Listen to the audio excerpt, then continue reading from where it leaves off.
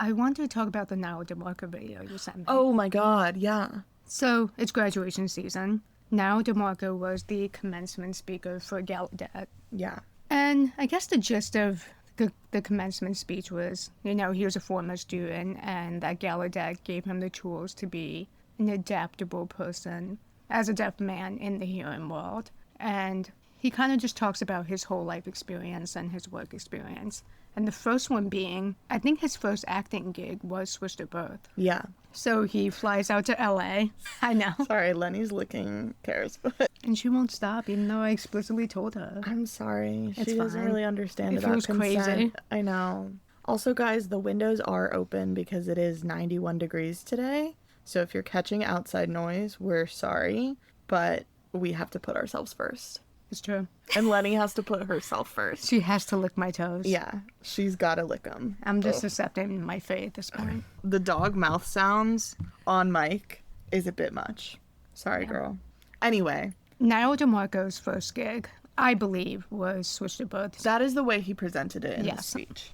He flies out to LA, and I don't remember this episode. It's been a long time, but he was Bay's love interest. He's in it for like 2 seconds. Yeah. Too. And I remember watching it, I think maybe the way the cycle of TV came out, or maybe I was watching it on a delay, so I really don't know. But I feel like I recognized him from America's Next Top Model when he was on Switched at Birth, when I saw the Switched at Birth. So I didn't realize that Switched at Birth had happened first for him. I think he was like an influencer online first. Okay. He was like a YouTuber. So maybe I recognized him from that. I don't know. I just like always knew about him. Since I was in maybe high school. Yeah. Just from He's extremely hot. He's a beautiful man. If you don't know, Niall DeMarco is like the male, human male embodiment of a husky. Yeah. Like, he has beautiful, striking eyes. And blue eyes. Just like... He has salt and pepper hair now, which is it's really nice. Suits him. Yeah, it really suits him. Just like gorgeous. Gorgeous man. Gorgeous man. Nice beard. Yes. Or a short beard. Anyway, he's on the Switched at Birth set. He's looking around, and he's like, wait, everyone in this room is hearing, including the ASL master. Yeah. And he does say that he was hoping to get like a longer role and be in more episodes for Switched at Birth, and it kind of seemed like it was just a one-off thing. Yeah. He was in this one episode and one episode only. It was always going to be one episode, but there was potential for him and Bay to be spun off into true love interests, which I would have loved to have seen. Right. So that's really tragic. And that he found his experience on set to be frustrating because he specifically wanted to ask questions about language. Yeah, he was saying, well, Vanessa Morano's character, Bay, is new to sign, so should I sign fluently or should I slow down my signing to make it more accessible for Bay? Yes. And then it seems like the writers and the ASL instructors were kind of wishy-washy, and they were kind of... Yeah, I think they said, do whatever you want. Was like, well, I don't know ASL, so that's not a question for me. And then he went to the ASL master, who was hearing. He noted that he was under the impression that the ASL master was deaf before he got on the set. I thought the ASL master was deaf also. I thought but this is it was Cameron, Emmett Blesser's father. This is season 3. Oh, it's Leah. So maybe they got someone new. Yeah. Yeah, we don't really know all the details yet because we haven't reached that season yet. It might even be season 2. But anyway, it's beyond what we've really done research about. Mm-hmm. But I feel like from what I've heard of the show, too, the signing gets worse. Ooh. So maybe they did switch to a hearing ASL master. Okay, good to know. Good to know. I mean, maybe. They clearly did because I believe Niall's story, like his experience of what happened. But I'm interested to know like what went down there and why that happened. And so then the ASL master was like, well, no, because it's for TV, just like sign it full out the way you would. But Niall was like, but I wouldn't sign it that way because Bay doesn't know ASL that fluently still. So he was asking smart questions. It's a very valid question about his acting role, and they were just like, whatever, you're the deaf one, so just sign. And he was like, all right. And then he notices, he looks around the room, he's like, all these people are hearing, and they're writing stories about people like me, and they're controlling the narrative for people like me. Yeah. And then, it's a commencement speech, so it's supposed to be inspirational, and he's telling all these deaf students at Gallaudet, like, you have the ability to adapt and also, make your own seat at the table. Mm-hmm. So it's not all hearing people making the big decisions. Yeah. But then he created Deaf U on Netflix. It's a reality TV show on Netflix, and it's college students at Gallaudet. It's a shame it wasn't renewed, but yeah, I think it showed a lot, especially about, I remember one of the things they talked about was the hierarchy of deafness at Gallaudet. Mm-hmm. Like, people who are born deaf in a deaf family tend to be like deaf elites compared to, people like me who have cochlear implants and also speak English, Yeah. So that was interesting to see represented. And then, but yeah, one of the things he was talking about was like, I had the power to, make it a set where I could hire the very first deaf producer, the very first deaf cinematographer, and create these very one-of-a-kind roles. Mm-hmm. And then he also directed Deaf President Now, and he has his own production studio. Very cool, Niall. Yeah. And sorry about his experience on the set. Yeah, sorry about that. I mean, am I surprised? Not really. No, me either. I was like, I would like to hear more. He's more famous than everyone on that show, except for Marley Matlin, obviously. Yeah. But and she's back this episode. Thank God. Thank God. Okay, should we get into it? Let's do it.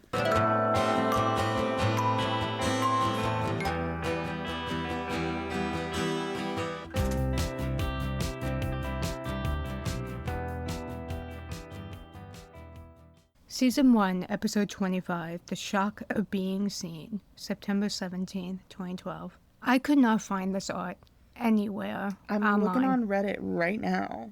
The art is by Gore Sudan. I believe he's from Kenya. And I clicked on many links to this piece of art, and it was taken down. Maybe it was a copyright issue or something, but I could not find this art anywhere. Ugh, sorry, guys. See if you can find it. Yeah. If you can find it, that'd be great, and we can post it. But just use your imagination. Okay. Every time I Google the shock of being seen, they're like, do you mean the scream? And I'm like, no. Interesting. What if the art piece is, like, non-existent, and it's a rumor that he started? That'd be awesome. That'd be really, like, the art is that it doesn't exist. But because the thing is... the shock of being seen and no one can see it. That's so meta. That would be good. I hope that's what it is. But I don't think so. It's because the AV Club covered every episode of Switch to Birth, and they did a review. So I went on the AV Club. Bring that back. I guess we're bringing that back. Yeah, we're the AV Club, really. But I went on the AV Club website, and they linked the art, and they were like, the art is so cool.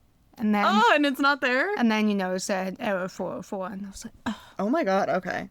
Maybe I'll go on a journey myself and try to find it. Yeah, it's really frustrating. But if anyone wants to take it upon themselves and then send it to us via email, we would love that. Please do. dishedatbirth@gmail.com. Yes. Bae is in the junkyard. It's nighttime. She is answering Zara's piece with the empty frame on the school bus. But she hears some chattering, and she decides to follow it, and she sees Zara and other street artists doing art. Yeah. Just spraying. Doing their art. And then she's like, oh my God, I have to be their friend. They're so cool. This was so after school special. I know that's what ABC Family essentially is. They're bad kids. But like they're laying it on thick. It's too much. It's so much. And the names they gave them, they're like, this is JT. This is 8-Ball. Isn't one of them Bulldog or something? I don't remember. I just remember 8-Ball. He's like 16 years old. I know. And then they look at Bae and they go, are you like a Brittany or a Courtney? And she goes, no, it's Bae Vasquez. She whipped out that Vasquez. She said, it's Vasquez, actually. Like Daphne, a couple episodes back. They only use it when it's convenient for them. Exactly. Yeah, and then Bae's like, I would love to work with you guys. And they're like, whoa, we got to see your stuff first. She's like, what? I already worked with Zara. Zara? Is that her name? Zara. Okay, retail store. Zarra. Yeah. And Zara's like, whoa, it's cool. Pulls her aside. And then once again, they have excellent chemistry. I know. They really should have pursued this. Whatever. And so she's like, I'll hit you up. We're pretty much finished here, but I'll hit you up.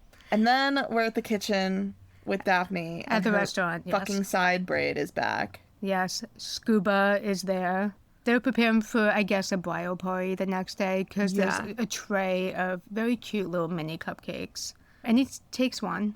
He slanders them first and then takes one. And right in the center. Yeah. So it's very obvious that someone took a cupcake. So Daphne's going to have to rearrange the I'm sure they're, like, putting them on little that's true. That's true. tiered cake holders or something.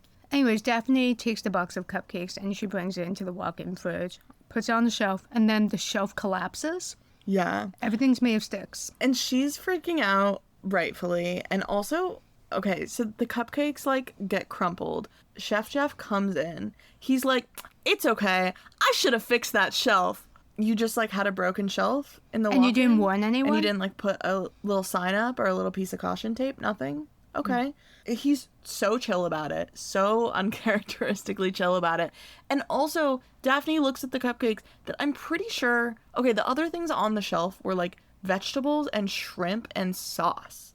And the sauce goes everywhere. And it looks like the sauce gets on the cupcakes. It looks like the cupcakes are inedible now. Yeah.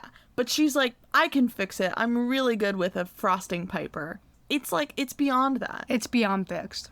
Like I thought Daphne was going to have to, like, make a new batch. The cake of the cupcake. They're smushed. Not only smushed, but, like, saucy. There's shrimp sauce on them. I don't know. Ugh. Like, shrimp is so pungent. There's no way, even if it's just on the cardboard box on the outside, like, those cupcakes are ruined. I agree. And they're like, no, we're just going to refrost them. And Chef Jeff says, I hope you don't have plans tonight. Skin crawling. Yeah. Now at the Kenish house, in the home gym. I guess they have a home gym. Yeah, new Kenish location unlocked. Yeah. Which is their home gym, which is... It's just John and Catherine's bedroom, but they switched out the bed and put a treadmill in there. No, for sure. Not just a treadmill. There is so much workout equipment in there. There's like several machines. I know he's an athlete. It's impressive. But it's a little... And there's a TV, and Angelo is running on the treadmill watching a marine life documentary. Yeah. John walks in and he's like, oh, wow, you're using the machine that I wanted to use. Angelo's like, I thought you worked out in the morning. And John is really bitter about it. He's like, sometimes I work out in the afternoon. That's sort of the privilege of having your own home gym, but whatever. Wipe everything down when you're done, please. Yeah. Clearly they're butting heads a little bit. I get it. I'm like John. I don't like when people are in my space. Again, he should not be in this house. He should be in the guest house. He should not. And just move Daphne. Daphne would be so happy in that house. As I was watching this, I was like, none of this would have happened if he was just in the guest house. No. Yeah. And Daphne wouldn't care. She's not even there. No. She's working at the kitchen getting groomed every night. She does not care. Exactly. So, and then we switched to Emmett. He's watching the same marine life documentary. He's watching the same, but did you catch what was being said on the TV? No. Via the captions? No, where is So that? obviously he's watching with captions, and the captions say, when the male shark feels threatened, he is prone to attack. So that's a nice little meta commentary. And Melody is back. Marlee Matlin is back. Thank God. They heard our cries.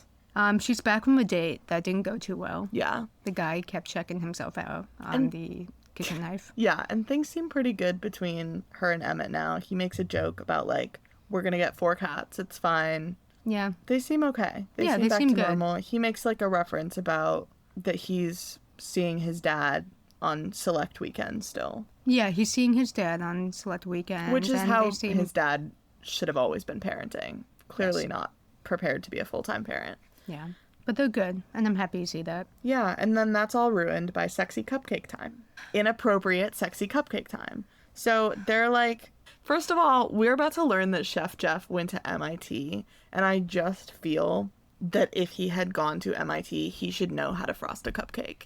But he is so shit at it. Like, he has an engineering degree. Figure it out. It's true. But he cannot do it, so Daphne is teaching him. It's like the pottery scene in Ghost, except it's cupcake with frosting. Demi Moore, yeah. And then she makes a comment about the fact that she's a vegetarian. Yeah, he goes, you're really good at piping. Have you considered getting into pastry? And she's like, well, bacon's just easy for me because I'm vegetarian. And then he's like, ugh, that's worse than the deaf thing. That is an exact quote. I hate this man. Also, and we're Daphne, supposed to find it cute. Daphne, like, finds that cute. She's like, haha. Also, again, she's not vegetarian. She's eats fish. Pescatarian. She eats salmon, Leia. She's pescatarian, guys. It does matter. The words do matter. I know. Because when I was vegetarian, the amount of times people would be like, but you eat fish, right? Because they don't understand That is meat. Whatever. And it's just like when I say I don't eat red meat to people and they say, so you're vegetarian. And I say, no, not anymore. I eat chicken and turkey. Like, I eat poultry. These words mean something. They do. Okay. Anyway. They just get into this very annoying discourse about meat eating. Something you've heard all the time. It's like, he goes so hard, though. He's like, that's terrible. Like, that's so whatever. And then Daphne goes even harder back. She's like, if they teach you to be this close-minded in culinary school, then I don't want to go. And he's like, well, actually, I went to MIT. And she's like, oh, I know MIT. And then I started feeling sick to my stomach. And then he's like, put some animal fat in your coffee. And it's cream. It's whipped cream. It's whipped cream.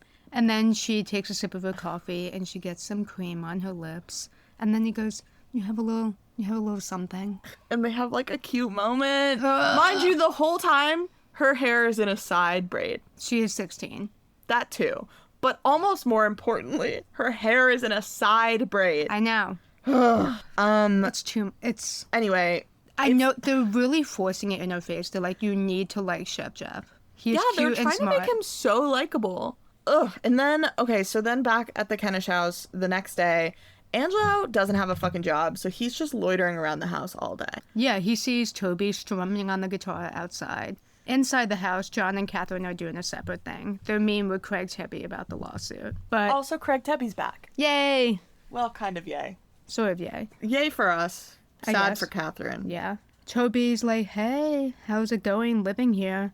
And Angelo doesn't really answer. He just says, it's nice of them to have me here. Yeah, I did. Okay, I'm no better than Regina. Because, like, when he came in and was like, do you want a croissant? They gave me an extra one. There, in no way does the script imply this, but to me, I was like, I feel like he bought that croissant so that he could bond with someone in the house. He's always getting 2 pastries. He's always getting 2 of things and then being like, they gave me... I mean, I think what they're trying to say is, like, Angelo is handsome and charming and he gets extra things. But I was just like, I feel bad that he feels so out of place, even though I shouldn't. I know. It's not deserved at all. This episode, I did feel for him a little bit. It's just like, there's truly nowhere for him to go. And the thing to do is like, okay, get a job. But I don't know, maybe he can't. Babe made you those beautiful business cards. Yeah. Do something. Do something productive. He asked Toby, you're great at guitar. Have you ever been in a band before? And Toby goes, yeah. But my bass player, Wilkie, got shipped off to boarding school, and my drummer slept with my girlfriend. So I'm on my own right now. Tough. I'm kind of nowhere. And Angelo's like, I can also relate. I am also nowhere. Yeah. So kind of bonding between them a little bit. But he's about to get a job, in a sense. The job is father. The job is father. Now we're inside the Kenish house, cutting to Craig Tebby and John and Catherine. They don't seem to have a lot of proof for this upcoming trial. That's not true. Their proof is their daughters were switched at birth. Which Catherine says. She's like, we have DNA. Yeah, we have true evidence, but it is true that they have one crazy nurse. Yeah. And that's it. But then Angelo apparently has a source, and he claims that it was an anonymous phone call tipping him off about a nurse. Which obviously is not true. No. But they don't know who it is. Yeah. John leaves the room because he gets a phone call. Wonder what that's about. And Craig Tebby and Catherine have like this awkward moment because a couple episodes ago they had this they had like a moment between them and then they almost kissed and then Catherine pulled away. Yeah. This was the day they met the weird Antichrist lactation consultant. This was the day of the prom. Prom. Yeah. Yes. Okay. Very dramatic episode. Yes. But she's like, so, hi, I'm gonna go on a local talk show. That's fun. And they're gonna interview Regina and I in front of the hospital. And Craig's like, that's great, honey. Yeah, it's really awkward between them. Yeah. But then John comes in to cut the tension and he goes, that phone call was from the Dean of Buckner. You and I need to talk because Bay is on academic probation. Mind you, it's 3 weeks into the school year. Oh my God, yeah. Yeah, because Bay says, how could that be true? It's only been 3 weeks. And John says, well, it's true. The team was impressed too. It's a new record. And then she goes, well, I'm Latina. What can I do? And referencing Catherine's racist mother. And John goes, this has nothing to do with your racist grandmother. Catherine goes, she's not racist. And John goes, oh, honey, please. But I was also a little frustrated with Bay in this moment because she was so concerned about Emmett's grade slipping. I know. And Does not care about her own. Does not care about her own. Yeah, I love John this whole episode. This is a real good John episode. But she's like, I don't need good grades because I'm going to go to art school and all they care about is my work. And he goes, Bae, I know you're in pain and that's wonderful, but I'm going to need you to try to apply yourself. Please. And he knows that she's acting out because Emma just cheated on her. And they don't know that he cheated on her. Well, obviously, she went through a breakup. Yeah. 2 breakups, in fact, because Alex just left the party. True, but she did not give a fuck about that man. Vacation boyfriend, right. Yeah. But he knows she's going through stuff, and Angela just moved in, so she's feeling weird things. She wanted Angela to move in, though. But I think she regrets it, maybe. I know. Bae was pissing me off this episode. I know she's 16, but then Angelo comes in, and she basically... Mid-fight, and she basically weaponizes Angelo against her parents and is like, Angelo will help me with French. Yeah, with French, and also just will, like, help me, because you guys suck. Obviously, classic 16-year-old behavior, but it's pissing me off because I feel like she had so much awareness of the way Emmett was behaving and how toxic he was being, like, playing his parents off of each other, and then now she's doing the same thing. I know. I was like, she is manipulating Angelo this whole episode. Anyway, in the kitchen, we're back in the kitchen with Daphne. Mm-hmm. She is dressed like a middle schooler. She's wearing a graphic floral, like, lavender-colored top and a cropped pink denim jacket. Yeah. Mind you, she's at work. Why is she I understand she's washing dishes. It feels like she should still have a uniform for that. Why is she the only person in the whole kitchen? It's giving her being in the kitchen at Buckner. I know she's the main character, and that's, like, why. It's so strange. But at Buckner, when she, like, didn't have to wear a uniform and everyone else did, it's the same energy. Because everyone else is wearing white coats. Yeah. This is, like, a fancy professional kitchen. Yeah. No one wants your beads from your graphic t-shirt falling in the food. Exactly. And her long hair. Not tied back. Not tied back right now. Oh, so she comes in... I'm sorry to slander. She will later do the same thing, but she comes in on her day off. That's why she's dressed. That's why her hair is down.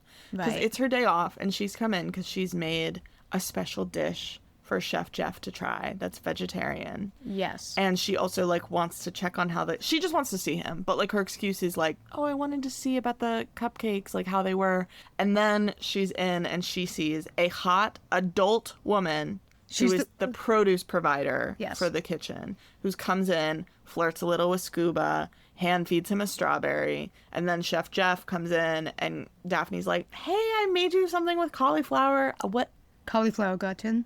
Yeah, he pronounces it like gratin. Gratin. I don't know, some I don't French. Fucking know. Whatever, yeah. I'm sure it's lovely. Gratin is just a lot of dairy and cheese. Okay. It's a lot of milk and cheese. So I'm sure it tastes wonderful. Okay. Yeah, I'm sure it's very good.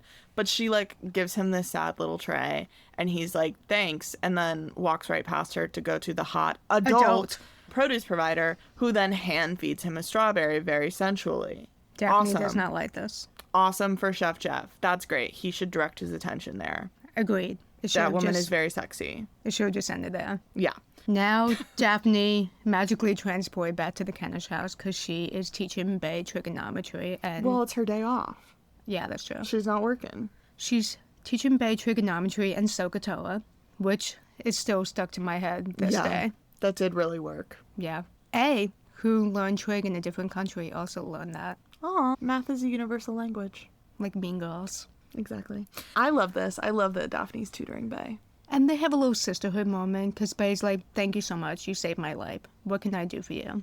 And Daphne goes, actually, can I borrow this really sexy see-through black shirt that you have? Okay. When she said that, did you have a top in mind of Bae's? Because Bae is more blessed cleavage-wise. Yes. She has a million sexy, lacy, semi-see-through tops that are, like, wonderful on her. I was thinking maybe long sleeve lacy. Yes. She wears that one, like, it's almost meshy. Yes. Yeah. She wears that one a lot. Basically, I was not expecting the one that she pulled out. No, and it's fine. It's not sexy on Daphne at all. It's not... Bae pulls it out of the closet, and it's like a boxy, cropped, black mesh t-shirt, and it has some lace detailing on the top and the bottom. It's very 2012, yes. Yes. it's something I absolutely would want with like a tank top underneath to a party. Right, but it's something I never would have worn because I have very similar coloring to Daphne and also did not have a lot of boobs in high school. And so that shirt would have done absolutely nothing for me. Right. Daphne does not know this. So she's like, I'm going to wear it with a little cami that she's also borrowing from Bay. Because she doesn't have a black tank top. Yeah. But then she has bright blue. Yes. She's wearing a bright blue, a turquoise bra. Yes. With very visible straps. Yes. They're like poked out of this camisole. And not that I want this teenager to be showing boob correctly anyway, but it is a t-shirt bra. It's not a push-up bra. It's not like a Victoria's Secret sexy lacy bra. It's not a bra that you like want to show off. It's a functional cover your boobs bra. It's from Uniqlo. Yeah, exactly. It's from Forever 21 if we're being honest. But it's from Forever 21. It is not, none of the elements of the outfit do anything for each other. It just doesn't work at all. She is showing so much stomach. It's wow, strange. Say that 3 times. We're going to get to that because Regina's going to see the outfit and I have a comment on it. Yeah. But Bay is handing over the camisole and the black top to Daphne and goes, cool, is this for Wilkie? And Daphne goes, no, we're not going to do long distance. This is for a new boy and he's older. And Bay does not ask any questions. No. She's just like, awesome. That tracks. She's got other things on her mind. Yeah. Also for Bay, to hear he's so much older, or he's older, I feel like she'd be like, oh, freshman in college. Sure. I don't think Daphne even says he's from work. No, she just says he's older. So that could be. Yeah, 18, whatever. Yeah. 18 and 16, okay. But yeah, Bay doesn't know he's like 29. Yeah. I was just thinking, I am 28. And I was like, can I... Me being a 16-year-old, first of all, I immediately clocked that they're 16. Right. And second of all, I was like, I talk to 16-year-olds the way I talk to like 7-year-olds. I'm like, how was school today? Right. Do you like your classes? What's your favorite movie? Like, can you spell circle? Literally, that's how I feel talking to a 16-year-old. Yeah. The way I would talk to like my nieces and nephews. The way Steve talks on Blue's Clues. Literally. Like, where's the chick? Dora the Explorer. Backpack. I was like, in what universe do they have anything in common? No. Like, I can't imagine myself having anything in common with a 16-year-old. So, like, what? Again, she's rocking a side braid this entire time. Yeah, Danny's, like, physically hitting her head. It's just so upsetting to me. And I know that... I just cannot imagine it, genuinely. I have friends very dear to me who are 24. Mm-hmm. And sometimes I'm like, oh my God, you're 24. I know. Sometimes they say something and I'm like, huh, jump scare. And I just turned 27. Right. So that is not a dramatic age gap at all. No, to me, because I have a younger brother who is going to be 23 soon. Anyone around that age or younger, I'm like, that's a baby. Yeah. Because I have a baby brother. Yes. So I'm like, no, you're a baby. You know nothing. Weird. That's how I feel about my brother, too, and he's much, much older. Right. Regina walks into Daphne's bedroom. Daphne is now dressed in the black top. And we get the full fit. And I must note that she's put barrettes in her hair. Yes. And they are the same blue of the bra. There's heavy eye makeup. Heavy eye makeup, a dark lip. This was exactly... Did I tell you a couple weeks ago when I went to get my makeup done for a press event? And I left... feeling like a drag queen with the amount of makeup that they put on my face. Was it that? Yeah, that's how I felt. That's how I imagine Daphne must be feeling. The color just doesn't work with her. No. It's like she borrowed mommy's makeup. Yes. Which is probably exactly what she did. And that's how I felt. Regina walks in and goes, and why aren't you dressed like a toddler? Yeah. So she's wearing a tank top. It's the stomach is the big problem for me. It's so much stomach. Because low-rise jeans, mind you. Well, they're like mid-rise. It's a lot of stomach. Because because Regina says, like, you're not wearing that. And Daphne goes, well, Bay wears this. Why can't I? But Bay would never wear something like that because Bay has never shown that much stomach. No. Bay always has her tummy covered. Yeah. I think the tummy is the more... Ugh, I don't like the word tummy. The stomach. In this context. The stomach is the more, like, shocking. Especially because Daphne's so pale. Yeah. It's like, it is shocking. It's not, again, she doesn't have, there's no cleavage happening in this shirt. So it's just like, okay, arms shoulders, and stomach. Bra strap, Whoa, a lot of stomach. And then also... Mind you, she's going to work. She's going to her job. She's going to a work professional work setting. That's a lot of stomach for someone who's working with food. It's just so unprofessional to go work in that. It's very unprofessional. Also, the blue bra is... The cups are visible. Yeah, because she's, like, pulled down the camisole. She's pulled down the camisole so you can see the top of the bra and the straps. It's very 16-year-old, actually. I know. It's very, like, yeah. Yeah. Oh, God, it's so hard to look at. Yeah. Regina and Melly that night, though, are coming to the restaurant for dinner. But before they leave, Regina says, please put on a jacket. And Daphne says, but you never say anything like that to Babe. Why can't I do the same? And Regina immediately clocks that this is for a boy. And she's like, you don't have to dress like this to impress anyone. Yeah. And Daphne's like, oh, Mom, that's not what this is for. This is for me. My bright blue bra, it's for me. My bad makeup, it's for me. It's for me. I am dying to know what shoes wearing on her feet. I know, because we don't really get a look at it. No. I feel like it had to be like a wedge heel. In the kitchen? Under bootcut jeans. In the kitchen? Tough. No clocks? I know. Whatever. It's interview. It's not safe. It's interview time. We are in front of the Children's Hospital. The moms, Regina and Catherine, sit down with local reporter Marsha Grace. I like that you wrote her full name. I think it's a riff of Nancy Grace. Oh. Yeah, who's like the Fox News girlie. I'm going to be honest, I didn't care about this storyline. I'm going to go through it fast. Go through it. The interviewer is like, we're here to talk about the Swiss Birth story. Here's Catherine and Regina. We do get a reveal of the title of the novel. What'd you see? It's just called Swiss Birth, right? No, it's called The True Story of a Mother's Journey. I think it was Swiss Birth, The True Story of a Mother's Journey. But Marsha Grace only says the author of A True Story of a Mother's Journey. Interesting. Because the book I was itself... like, I know, it has Switched to Birth on the title. On the words. Yeah, if it just had A True Story of a Mother's Journey, that's bad. It's a really bad book title. Yeah. That's Catherine's first book. But surely the publicists will fix that. Or the editors. Whatever. Well, she turned it out pretty fast. She asked Catherine... Well, she doesn't ask Catherine anything, actually. She don't give a fuck about Catherine. No, she brushes everything Catherine says off and goes, Regina, tell me about life as an alcoholic single mother with a deaf child. Your life is fascinating. How'd you do it? And she just kind of like insinuates that Regina was a better parent because Regina had doubts about Daphne. Yes, and that Regina had more to overcome. Yeah.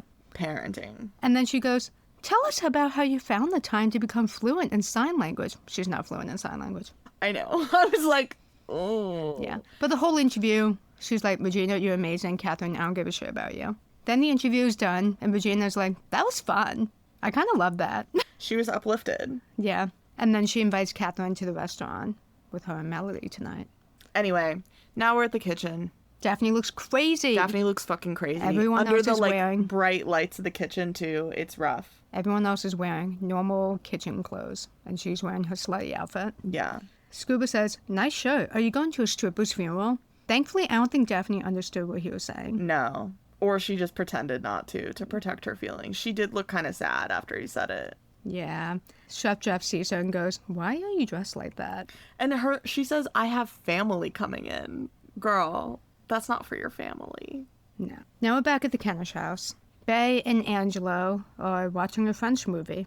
John walks in and he's like, honey, why aren't you studying? And she's changed her essay topic to French New Wave so that they can watch movies. I guess. It's fine. Whatever. Yeah, I'm kind of like, whatever, as long as you do the paper. It's cute. They're bonding. This is what they should be doing. Yeah. This is good. It's just, I'm sure for John, it must feel so weird. Yeah, and he's clearly weirded out that she tries to invite him to join. He says no. I feel like he should. He should join. But maybe he's like, I feel like I'm intruding on their moment, so I'm just going to let it be. Yeah. So, and then after he's gone, Bay gets a text. Yes, from Zara. It's time to do street art. Yeah. She's like, meet me in the corner. Right now. And so Bay's like, Angelo, do you mind covering for me? And she's being so manipulative. Well, he first correctly says, I don't think it's a good idea. And then she goes, well, you're my dad too. You also have a say. And he thinks it's not a good idea. And I think it's one thing to let her go, but the two of them have to go up to John and fully outright lie to him. Yeah. That they're going to go to a French cafe to work on this paper together. And John's like, okay, whatever, be home by 10:30. Oh, and while she's there, she's presenting all the work that she's finished. Yeah. And John says, your art is wonderful, but if you do your work, you can really be somebody. Ouch. Yeah, ouch. Yeah, it was the ouch moment. So Bay, I think, internally is like, fuck you, I'm going to go out and do this. Back at the restaurant. Regina, Catherine, and Melody are there. And they meet Chef Jeff. They are starstruck. Melody especially. Regina is interpreting Melody's stories to Catherine. The three of them are sitting at the table. Melody's talking about all her bad dates, so obviously she's horny and she needs a guy. Yeah.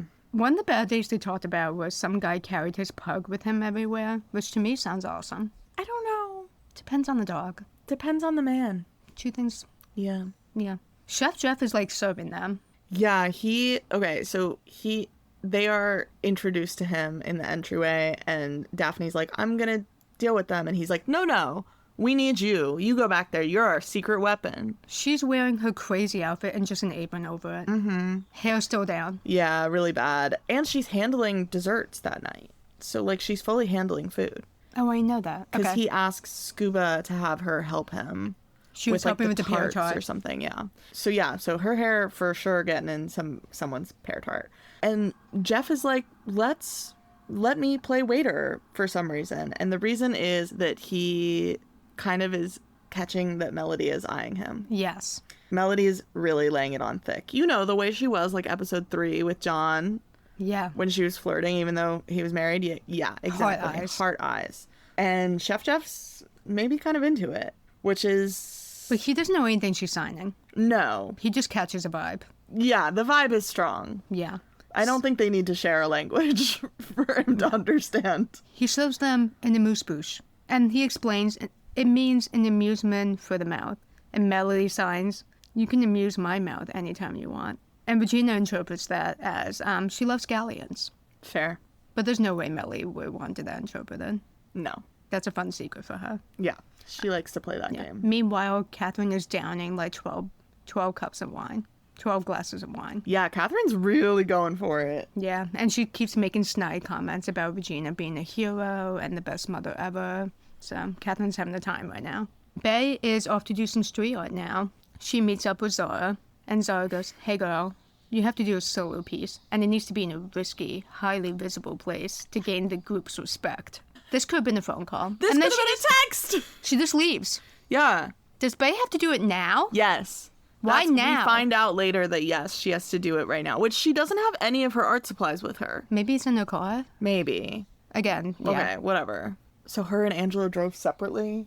I don't know. Back in the restaurant kitchen, Daphne is serving the pear tart with creme anglaise. It looks pretty good, actually. It does look good, but her smug face is pissing me off this episode. She's like, so I'm helping much. Scuba with the dessert. I'm Yeah, amazing. he like tries it, and she's got this smile on her face as he's trying it because she knows how good it is, and it just made me so mad. I know. I agree. With her stupid top on. Yeah. Chef Jeff comes in. She runs off to do dishes, but then he asks her for help with tomorrow's brunch and asks her to stay, and she's thrilled. She is stoked. Did you clock that she sees him coming? She runs over to the dishes. Yes. Is fully facing away from him. He says Daphne, and she turns. You're right. Do you think that was a mistake on Katie Leclerc's part, or do you think that they were trying to imply, like, Daphne's just pretending and, like, knows he's coming, so she has magic hearing. Right, it's just her magic ears. Well, maybe she heard, like, a tiny bit. I don't know. The kitchen's noisy, though. Yeah, I don't think so. Yeah, this is a Katie Leclerc's fault. I'm going to put it on her. Okay. Now, Angelo's on the Kennish property, goes up to Toby again, who is once again strumming a guitar. Yeah, Toby didn't really have a lot to do this episode. Yeah. But Angelo looks stressed. It's like, past curfew. He's like, hey, do you know where your sister is? He doesn't realize this about Bae, that she's never once been able to make a curfew ever. And then John finds them in there, and he's like, where's Bae? And Angelo does the right thing and confesses he doesn't know. He was swindled by the 16-year-old.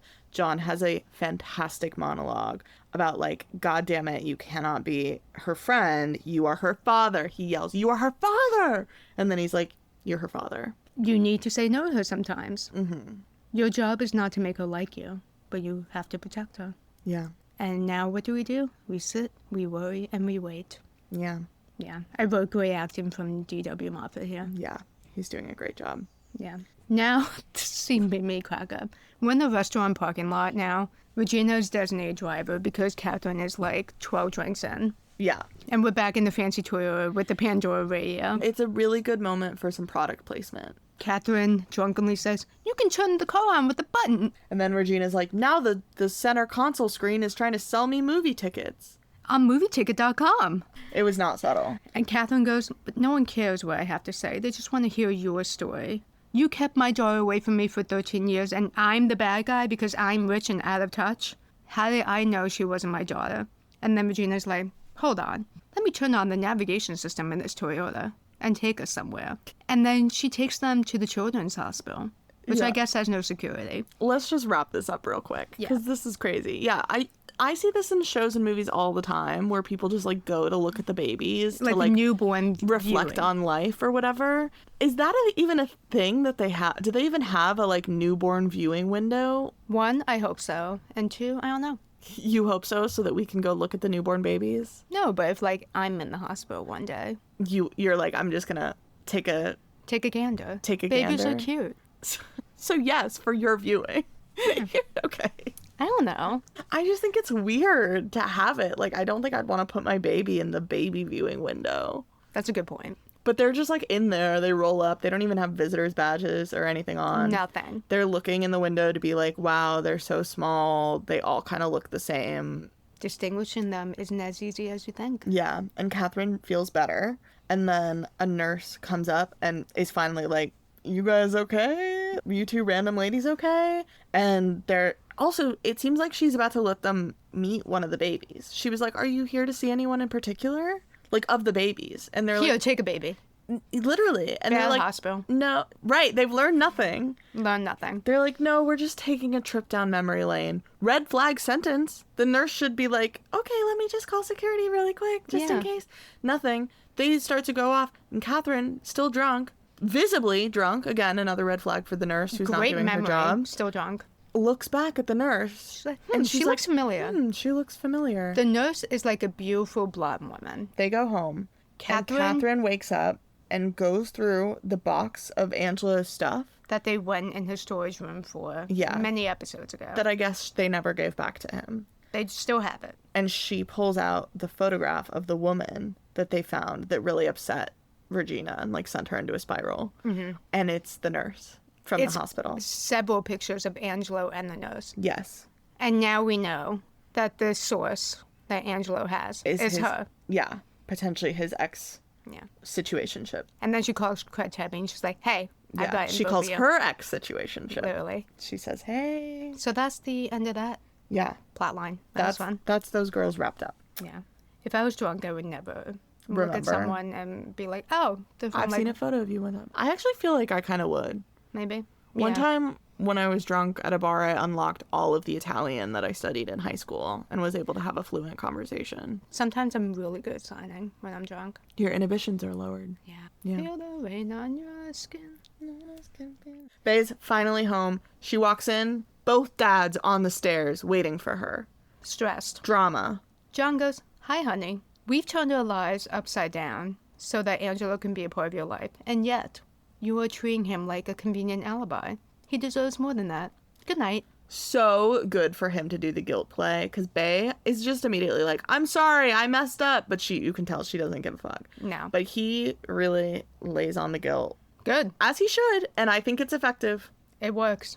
I wrote that I think Angelo gets Bae, but John knows Bae. Yes. Like, Absolutely. and John is able to rightfully call Bae out for manipulating the situation. John is a good parent. He is. He is. He's involved. He cares. I just love seeing parents work together. We get so little of it in the show. Now we're back in the kitchen. The shift is over, and Chef Jeff is cooking salmon, and Daphne's doing the dishes. It's just the two of them, I think. Yeah. They share the salmon dish, and he goes, "By the way, your moms at dinner, they're so cute together. Ally." Love. And Daphne's like, ugh, they're not together. It's a long story that she doesn't want to tell him. Probably because, okay, this is where I think that Daphne knows that he doesn't know that she's in high school. And if she tells him this, he's going to like Google the story and then find out that she's 16 years old. Good point. But She is hired legally, I assume. Yeah. So if he just looked at any paperwork of her being hired, He's never done that. he would find, if he did, he would find her birth date is 1995. Absolutely he would. But he's never done that. Yeah, that's true. He's not reading that. He's not reading the ADA rules. None of it.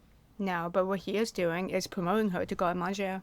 Yeah. Which is Salad. It's cold food. For layman's like me. It's salads and dressings. Yeah. You're going to work with Scuba. Daphne is jumping. Physically jumping. Physically leaps into his arms. Yeah. Goes in for a hug. And then is like, oh, sorry. Shouldn't have done that. But yay. And then Chef Jeff is like, great. I'm going to go home for the night. I'm going to grab myself a bottle of wine. Kind of. He doesn't say he's going to go home for the night. No, he says, can you go grab me wine? And the then fancy wine that I can't pronounce? And she's like, what? I can't read your lips on that. And he says, never mind. I got it. You stay here and you work on your French. Fair. Those are, again, words I cannot pronounce. So he leaves. Before this, she was washing wine glasses. So she's like, oh, great. He's going to get minor intoxicated. Okay, so I think, again, this further confirms that she thinks that he thinks she's older. Right. She must think that he thinks that she's at least 21 because she pulls two wine glasses and puts them on the counter next to the salmon and then leans. Oh, the lean was so bad. She leans so awkwardly against the counter in her crop top, and that's the scene he walks out to. And then he's like, anyway, I don't need the glasses, thanks. Scuba will be back soon. Did he just want this wine to bring home for himself? Not for himself, girl. Oh, because it's for not for him. Okay. He's going somewhere. He has plans. He asked her to stay late to prep brunch so that he can get off early. Yeah. So that he can get off. It's coming together. Yeah. Okay. So it's so cringe, this moment. It's so unfortunate. So Daphne, wounded from this rejection, what does she do? What does Daphne always do when she's wounded? She calls Emmett. Emmett shows up. She's slumped on her bench with her little puppy dog eyes. It's like a park bench. It's the middle of the night. And he's like, what's up? And she's like, am I just like a toddler geek that's like can't be sexy? Am I a cardigan wearing opposite of sexy, hopeless geek? Girl, yeah, kind of. Her sign-in did say, though, do I look like a geek with the cardigan? No style. And both are true. Just the translation was silly. And Emmett's like, who is this guy? Don't let him mess with your head. Right. I really felt for Emmett. It's kind of getting a taste of his own medicine, but like, she fully is like, well, what did you think of me? Like, when you had a crush on me for years and years and years. And it's like, Daphne, don't exploit Emmett's emotions. And he doesn't take the bait. He just goes, what do you think? Yeah. You have really bad timing.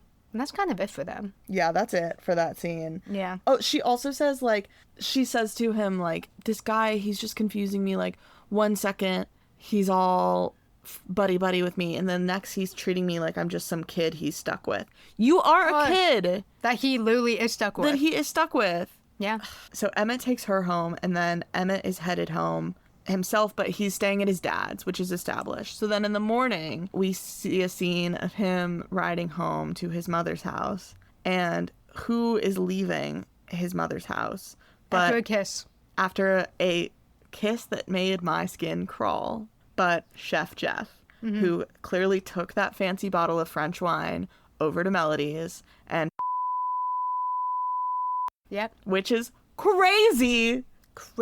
Okay, this was when I texted you a couple weeks ago, like, don't look up Chef Jeff because you're gonna get it spoiled for yourself. Because I had completely forgotten that he hooks up with Melody before anything goes down with him and Daphne. Because he knows she is tied to Daphne, his co-worker. Yeah, yes, that, but like whatever, kind of. Okay. Like if he wasn't interested in Daphne, it would be fine. Sure. And obviously in this episode, it's like played off that Daphne's imagining things with Chef Jeff, but we know that that's not true. We don't. We know that there is something. We know because we've seen ahead that there is something between her and Chef Jeff, that he is interested in her. So then the fact that he's like, and I'm gonna fuck this woman who is best friends with both of her moms is crazy. And also, it's just icky. It's Melody's basically her mom. I know. Ugh! Like, what in the Odyssey is going on? It's so gross. And Emmett doesn't really recognize him. He's just like, he doesn't know who Chef Jeff is. Yeah, so there's just a glimmer of like, who's that guy getting into that very notable car? It's a red Jeep. Yeah. And then Chef Jeff drives away. Like with the doors off. Yeah, no doors. It's Kansas City, and you don't need that. Okay, anyway, then back at the Kenish house, Bae, it's the next morning. She's up. She's like telling John, like, oh, I want to show you my French paper. Does John speak French? No, he said I'll look at it later. Crazy. But he's busy because... He's busy. He has to go to the car wash. There's an issue. And he said, well, let me look at it before I call the police. And Bae says, the police? I'll just go with you to the car wash. Yeah. And they pull up to the car wash, and unsurprisingly, Bae has tagged the car wash with a very on-the-nose piece of artwork. It's a very signature Bae art of like a girl in a dress, and then in like bubble font it says, I was here. Yeah, she's yelling, I was here. Yes.